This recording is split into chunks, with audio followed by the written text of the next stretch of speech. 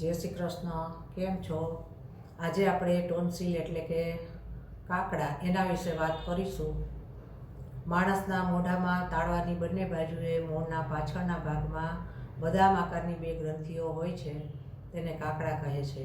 આ કાકડાના લક્ષણોમાં કાકડા ગળા ઉપર સોજો આવવો, કાકડા લાલ થઈ જવા, કાકડા ઉપર સફેદ અને લાલ ધાબા દેખાવા, ગળામાં ખરાશ આવવી, પાણી પીતી વખતે કે બીજી કોઈ પણ વસ્તુ ગળતી વખતે તકલીફ થવી, અને ગંભીર પરિસ્થિતિ હોય તો બોલવામાં પણ તકલીફ થવી, તાવ આવે છે અને ઇન્ફેક્શન થાય છે. આ કાકડાનું કાર્ય એ સંક્રમણની સામે લડવાનું છે. કાકડામાં સફેદ રક્તકોશિકાઓ રહેલી હોય છે, જે સંક્રમણની સામે લડવામાં મદદરૂપ થાય છે. જ્યારે નાક વાટે અને મોં વાટે કીટાણુઓ શરીરમાં પ્રવેશ કરે છે ત્યારે આ કાકડા એને પકડી લે છે. આમ આ સંક્રમણ થવાથી 3 દિવસ કે 1 અઠવાડિયા સુધી એ રહે છે. તો આ કાકડાને આપણે જળમૂળથી મટાડવા માટે ત્રિકુટુ ચૂર્ણને મધની સાથે મેળવીને લેવાથી કાકડામાં રાહત થાય છે, એની પીડા ઓછી થાય છે અને કાકડા બેસી જાય છે. આ ત્રિકુટુ ચૂર્ણ બનાવવા માટે સૂંઠ, પીપર અને કાળા મરી એને સરખે ભાગે લઈ પીસી અને એનું ચૂર્ણ બનાવી શકાય છે, અને મધની સાથે મેળવીને લેવાથી વધેલા કાકડા બેસી જાય છે. ગરમ દૂધમાં હળદર મેળવીને પીવાથી પણ આ કાકડામાં રાહત થાય છે અને એની પીડા ઓછી થઈ જાય છે. આમ મધ અને હળદર બંનેમાં એક એન્ટીબેક્ટેરિયલનો ગુણ રહેલો છે. આ ઉપરાંત બીજા કેટલાક ઘરેલું ઉપાયોમાં સાધારણ ગરમ પાણીમાં મીઠું મેળવી અને એના 2 થી 3 વખત દિવસમાં 2 થી 3 વાર કોગળા કરવાથી એમાં રાહત થાય છે અને કાકડા મટે છે.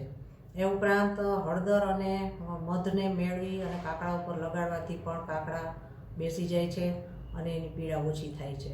પાણીની અંદર મધ મેળવી અને દિવસમાં 2 થી 3 વખત કોગળા કરવાથી પણ કાકડામાં રાહત થાય છે. એ ઉપરાંત 1 ચમચી ખાંડ અને 1 ચમચી હળદર એને ફાંકી જઈ એના ઉપર ગરમ દૂધ ઘૂંટડે પીવાથી પણ કાકડામાં રાહત થાય છે અને કાકડા મટે છે. અને કેળાની છાલ એને ગળા ઉપર બહારથી બાંધવાથી પણ કાકડા મટે છે. કાકડા થયા હોય ત્યારે આપણે શું ન ખાવું જોઈએ? કાકડા થયા હોય ત્યારે આપણે નમકીન વસ્તુ, કુરકુરી વસ્તુ, કડક વસ્તુ, પોપકોર્ન, કઠાણ વસ્તુ, જંક ફૂડ, બહુ વધારે પડતા મસાલાવાળી વસ્તુ કે સૂકી વસ્તુ ન ખાવી જોઈએ. એને બદલે, કારણ કે એનાથી ચાવવામાં તકલીફ થાય છે, પણ એના બદલે આપણે નરમ ફળો જેવા કે પાકું કેળું અને તરબૂચ એવા નરમ ફળો ખાઈ શકાય છે. હવે જ્યારે